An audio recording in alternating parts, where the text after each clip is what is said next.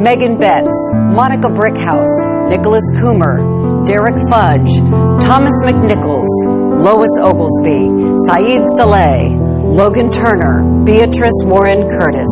They are more than a list of names. They were mothers, fathers, brothers, sisters, friends whose lives were taken in less than 30 seconds. Tonight we honor their memories and focus not on how they died, but how they lived. Thank you for joining us. I'm Molly Kowick. I'm Cheryl McHenry. James Brown is off. Tonight, our News Center 7 team spoke with family, friends, and co-workers of the people who lost their lives in the Oregon District mass shooting. News Center 7's Jenna Lawson talked with 57-year-old Derek Fudge's son. He was with his father the night he was killed.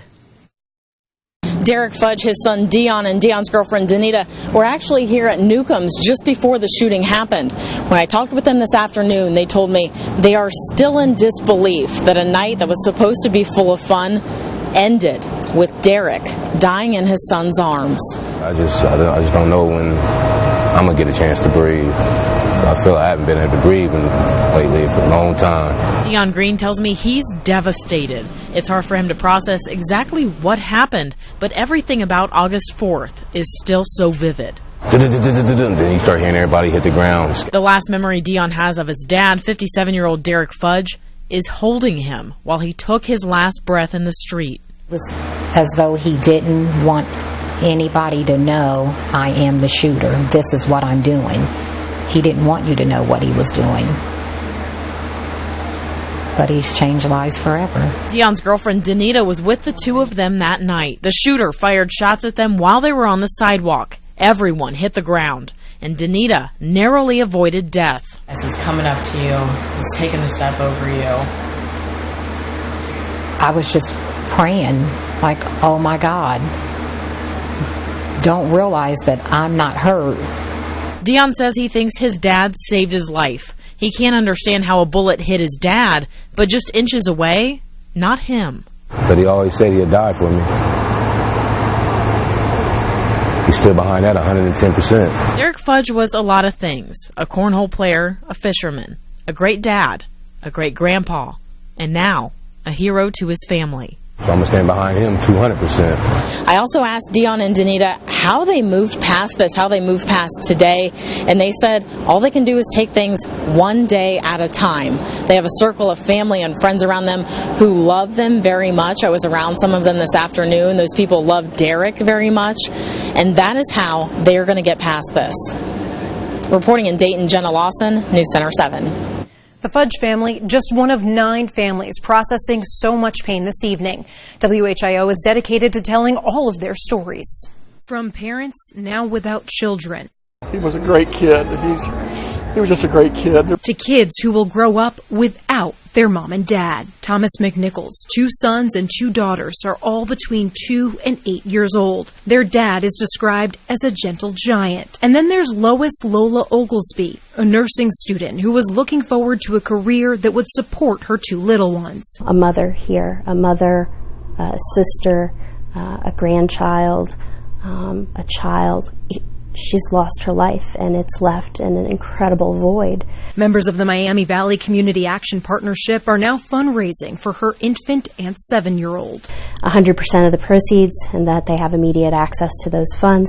A heartfelt gesture for 2 little girls now left without a mother. One of 39-year-old Monica Brickhouse's friends wrote on Facebook that the Springfield woman was like an aunt to her. And we're continuing to learn more about Beatrice Nicole Warren Curtis, who we're told has a young daughter and was new to Dayton. Saeed Saleh lived in Dayton, but was originally from a Northeast African country. It is hard, but especially we are immigrants here, and it is really very hard to handle these kind of things because we ran away from that.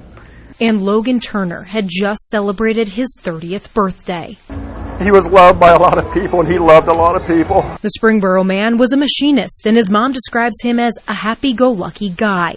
These victims may not have known each other, but their deaths are leaving their children and communities with unspeakable sadness. Nicholas Coomer's life was also taken during the Oregon District mass shooting. Nick was in Dayton interning with the Maple Tree Cancer Alliance. Saturday night, he was out celebrating a job offer with 3 other interns waiting in line at Ned Pepper's when the shooter opened fire. Maple Tree's founder and director, Dr. Karen Wonders, remembers Nick as a bright light. She said 2 other interns were struck by the gunfire. One of the survivors tried to help those bleeding. He said he heard gunshots and immediately threw his girlfriend down onto the ground and threw himself on top of her to protect her. Megan Betts, the shooter's sister, was killed in her brother's gunfire. Megan was a Wright State University student studying environmental science. She was on track to graduate next spring. Once a Raider, always a Raider. We're a family. Megan Betts and shooter Connor Betts were raised in Bellbrook. In just about an hour, the city is holding a community support event. It will take place at Bellbrook Park in downtown Bellbrook from 7 to 8. The city's police chief and city manager, along with others, are expected to speak this evening. WHIO-TV is partnering with the Dayton Foundation to accept donations to help families impacted by the Oregon District mass shooting.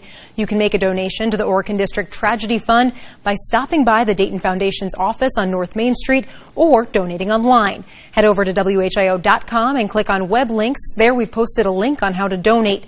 100% of the money collected will go straight to the families of the victims and those who were hurt. People who want to help the victims and make a contribution are being urged to be cautious and make sure you know who you're giving to. News Center 7's Jim Otte shows us how we can make the most of our donations and be sure the money will be well spent. In the wake of this tragedy, we've seen multiple fundraising efforts to help the victims. And now we're getting some advice from News Center 7's Clark Howard. It's all about to protect our donations from scammers and to make sure that money goes to people who deserve it. You got to be careful who you give to. A lot of phony balonies will solicit you. There's a lot of false information on the internet. What you can count on is the Dayton Foundation. They've been doing this for about 100 years in the Miami Valley. And also they've spearheaded much of the same kind of work for victims of the Memorial Day tornadoes here in the region. Clark says you can check out anybody claiming to be a charity by going online. Before you give money to any organization, make sure they're A-OK. Not just that they're legit, but that they spend the money you give them wisely. Clark adds, check out the websites of Charity Navigator, Give.org, and here's another one, Charity Watch. There's a lot of good information there. Now, if you have questions about this process or want to check out any charity, you can call the Dayton Foundation and talk with him one-on-one. Here's the telephone number, 937-224-0410. Once again, at the Dayton Foundation, 937-224-0410. Jim Otte, News Center 7. The Oregon District mass shooting has rocked the Dayton community to its core. How the community is pulling through the tragedy together. And things are slowly getting back to normal on East 5th Street this evening. A look at the shocking scene of chaos and the difference there tonight. Gunshots, just loud gunshots just everywhere. You know, we're hearing reports of multiple fatalities. We have 9 victims deceased. Well, this is a terribly sad day for our city. Life could change in a blink of an eye. It's got to stop. Love overcomes. I continue to be amazed about the grit and resiliency of this community. And the only way we're going through this is together. Let this Gem City shine. Disturbing video sent to us by an Eyewitness 7 viewer shows the terrifying moments inside Ned Pepper's bar as the shooting played out Sunday morning. We first played this video for you at 5 o'clock. New at 6, News Center 7 Sean Cudahy is live in Dayton with reaction to that video and how people in the community are processing this attack a day later. Sean? Cheryl, the last couple of days we've seen the front of Ned Pepper's salon. I'm actually behind it, and I want to show you what's back here, a parking lot. And while, yes, it's full of cars, it's wide open, and really there's room to go anywhere. This is the area you'll see workers inside the bar were trying to get people to head toward so they could run to safety. Gunshots and chaos as people took cover and literally ran for their lives. The video sent to us by an Eyewitness 7 viewer, one of the closest views of the terrifying situation. I showed it to people in the Oregon District Monday afternoon. Katie Collier told me, having watched footage from so many other mass shootings, she's not surprised at this video. I mean, that you see all those like frantic videos. I'm not shocked by the video per se. It's just that it's here. Yeah. Marcy Coomer agreed. So close. Yeah. And I think it falls under that category of, when you see it on the news or see it from another perspective, from someone else's, you feel like, oh, that wouldn't happen here. But then when it does, it just makes you really realize, like, whoa, there's a huge problem going on right now in our country, and we need to change something. One of the things you'll notice in the video, the mess on the floor as people fled. Outside the bar a day later, we found one worker putting some of the many left behind shoes into a garbage bag. Meanwhile, over on 5th Street, a big crowd, plenty of media and people visiting the scene of the shooting, but also folks coming to support local businesses. Collier and Coomer do lunch every Monday, and this week decided the Oregon District was the right place to be. I think we were surprised at how many people were down here. But still, what happened Sunday morning on everyone's mind. You think about your kids and that kind of stuff. Part of me wants to just hold them tight and protect them, but at the same time, it's like, no, we need to go out and do things and, show up with love and not hate. And as for that video, if you want to see it for yourself, we've posted the whole thing for you on our WHIO News app. Live in Dayton, Sean Cudahy, News Center 7. Thank you, Sean. 6 Dayton police officers who were in the Oregon District Saturday night are being called heroes. Here is a list of the officers who responded. Surveillance video shows Dayton officers running toward the gunfire seconds after it started. Dayton's police chief said less than 30 seconds after Connor Betts started shooting, he was killed. Ernest Starr served in the Navy for 20 years. He told News Center 7 military and police train for active shooter situations. I would say, like we say in the Navy, Bravo Zulu. That's well done, job well done. You can't beat 20-second response. The police chief said it was actually 24 seconds from the time the first shots were fired till the shooter was dead. Tonight, those officers are on paid administrative leave, which is standard protocol after firing a service weapon. The Dayton police chief said the officers' training kicked in, which is why they were able to act so quickly. The tragedy this weekend could have torn Dayton apart, but instead it's bringing many people and communities together. How people who live here are showing they're Dayton strong. Strong to severe thunderstorms are possible for your Tuesday. I'll take you through the timing of when we could see the most impactful storms coming up. At this hour, the memorial at the site of the mass shooting outside Ned Pepper's bar continues to grow. And as people come by to honor those killed and grieve together, some are comparing Saturday's mass shooting to another. Jeff Lev Coolidge from our sister station in Orlando is live near the memorial. And Jeff, you were on the scene of the Pulse nightclub shooting in Orlando after a shooter killed 49 people. And there are definite similarities between how the people of Orlando reacted and how the people of Dayton are reacting right now to this tragedy. But the big difference that I've heard mentioned time and time again, this community has been together since the tornadoes hit on Memorial Day. It's a bond that is only getting stronger since the shooting here. The signs are everywhere. Dayton's strong, love trumps hate. They are the same kind of sayings and symbols that popped up around Orlando after the Pulse nightclub shooting 3 years ago. I think people will take their time to come down here when they're ready, but I do believe that people will be here. Caitlin Muji and her friends came to the Oregon District for the first time since the shooting. They placed flowers outside of Ned Pepper's bar, the scene of that mass shooting. Muji told me they were about to stand in line to get in, but decided to go to another bar close by. When she heard the shots, she didn't know where they were coming from. Her first thoughts were about Pulse. By the time we ran to the wall to take cover, literally the first thing I thought of was, wow, I'm going to die here. I'm not going to be able to say I love you to anyone that I know. And just like in Orlando, most people here in Dayton either knew someone who was here that night, knew someone who was shot or killed. My children knew of the young man, TJ. Elise Thompson came by to pay her respects to those lives lost too early. You think we can overcome this here in Dayton? Oh, definitely. We're going to overcome it here in Dayton. And that woman, Elise Thompson, who I talked to, she says the coming together is great. it's the staying together that they must focus on right now. Cheryl? And Jeff, as Molly mentioned earlier, you and your videographer, Kenny Gibson, are here from our Cox station in Orlando, WFTV. I did talk with you earlier about the Pulse nightclub shooting, which you covered. What stands out in your memory about that day?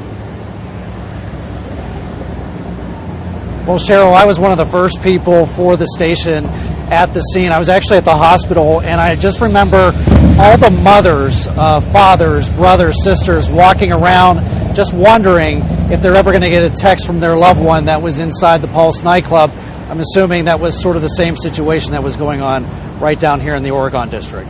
And if memory serves, 49 people were killed in the Pulse nightclub. And then later on, when they got word, you probably saw both relief and unthinkable grief. Yeah, I mean, everybody that was down there that day, they didn't know what to think at first. Was my loved one alive? Were they dead?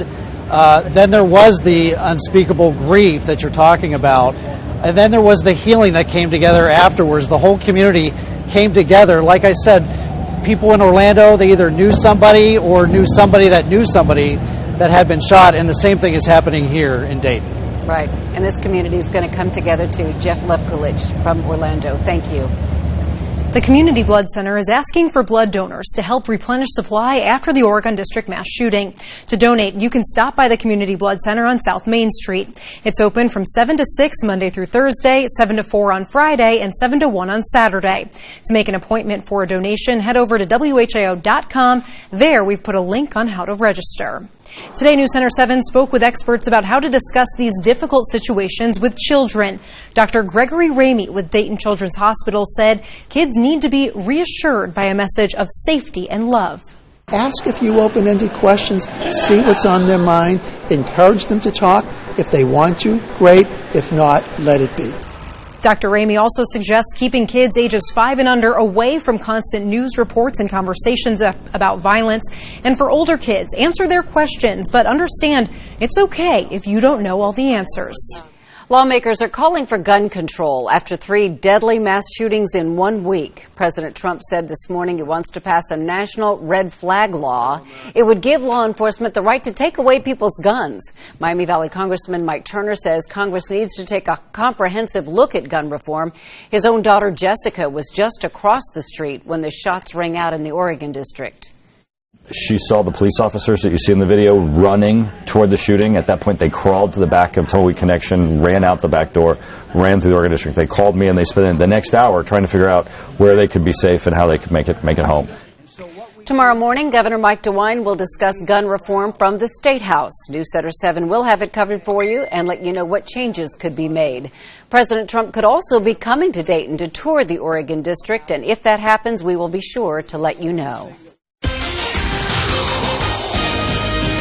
Well, it has been a heavy couple of days, but I'm here to give you a little break from the coverage of the mass shooting to talk some about weather and the fact that there is a threat for some strong storms tomorrow. A live look outside currently. We have sunshine, some scattered clouds. Overall, a quiet Monday evening. This is a live look from Beaver Creek at I-675 in North Fairfield. Temperatures across the Miami Valley, they've been abnormally warm today. We're up at 88 degrees. Fortunately, for the time being, our humidity is quite low. Dew point temperature is at 62 degrees. That will rise tonight and play a big role in tomorrow's forecast, specifically feeding some energy with those showers and storms that fire off late day tomorrow into Tuesday evening. Live Doppler 7 radar, we scan the skies for you this afternoon and early evening, and we're coming up dry. That was not the case about 30 minutes ago, as we had some showers and even a few rumbles of thunder in spots. The only indication of what was left of that precipitation is this light shower that's just to the south and west of Potsdam, just northwest of Montgomery County. Other than that, we just have scattered clouds working through the Miami Valley, and as we progress towards the sunset hour, any chances for showers will diminish and will go perhaps partly cloudy to mainly clear for the duration of tonight. Futurecast shows us exactly that. By 8 o'clock, we are quiet, just a few scattered clouds in and around our viewing area. Late tonight by 11 o'clock, mainly clear, and will stay that way until about early tomorrow morning when a few more scattered clouds start to develop. This is out ahead of that system, a cold front that moves in later later in the day that will bring us a chance for showers and storms. Watch the clock there as we advance into the afternoon hours. Around 3-4 o'clock, some showers and storms are expected to begin to fire off northwest of the Dayton area. Coverage will become more widespread into the evening and at times may be rather strong to, if not severe. Locally heavy rain, gusty winds, perhaps small hail will be with us even into the first part of Tuesday night. There's 2 o'clock in the morning on Wednesday before we start to see the conditions getting a bit better into early Wednesday morning, and then at times a few more showers may redevelop for Wednesday afternoon. There is a marginal risk that 1 or 2 storms late day tomorrow into tomorrow night could become strong to severe. As I mentioned, damaging winds, hail, heavy rain will be your primary concern. 68 degrees will be our overnight low. Temperatures will rise to nearly 90 degrees tomorrow afternoon. It will not matter, though, because with the humidity in place, heat index values will be up around that 90-degree mark. As we head into Wednesday and Thursday, we'll have a few passing showers or a thunderstorm Wednesday. Then a cold front comes through on Thursday that will bring us more showers and storms. And then you'll look at that humidity dropping off and our temperatures as well. We'll be in the low 80s Friday and Saturday and start to warm things back up for the second half of the weekend. Does look like right now our weekend will stay dry. Thank you, McCall. What should have been a normal summer night changed in an instant when shots rang out in Dayton. The changes the Dayton Dragons made that they say are necessary to let the city heal. This evening, the Dayton Dragons honored the Oregon District mass shooting victims during their first game following the shooting. The Dragons were supposed to play yesterday. That game was pushed back to this evening, starting just about a half an hour ago with a moment of silence. A special ceremony to honor the victims of a tragedy that took place on this floor. The Dragons are playing a doubleheader tonight because yesterday's game was postponed. We're hearing they will have a brief break between games. Newsletter 7's James Ryder is at the game right now. He'll show us how the Dragons honored the victims tonight on Newsletter 7 at 11. Meanwhile, the Cincinnati Reds posted on Twitter showing their support for Dayton. In the post, the Reds organization said, "Our hearts are with the victims and their families, as well as the first responders and hospital staff involved in this terrible tragedy." The Dayton Flyers retweeted the University of Dayton. The team shared its condolences, saying UD expresses its profound grief and sadness about the horrific shooting in the city's Oregon district. The Wright State Raiders also posted on Twitter saying, in part, "Our heart goes out to all those impacted." They said the quick action by Dayton police brought an end to something that could have been much worse. Tonight, Newsletter 7 will continue to follow the latest details emerging about the Oregon district shooting. Monica Castro will be live in Bellbrook tonight, focusing on the lives lost in this tragedy and how their families and the community are coping. And we've uncovered disturbing details about the gunman and comments he may have made prior to the shooting. Newsletter 7's Sean Cuddy is working to uncover that information for you at 11.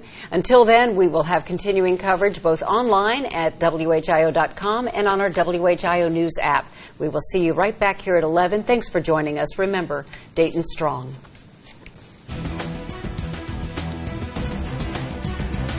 WHIO TV is a Cox Media Group station.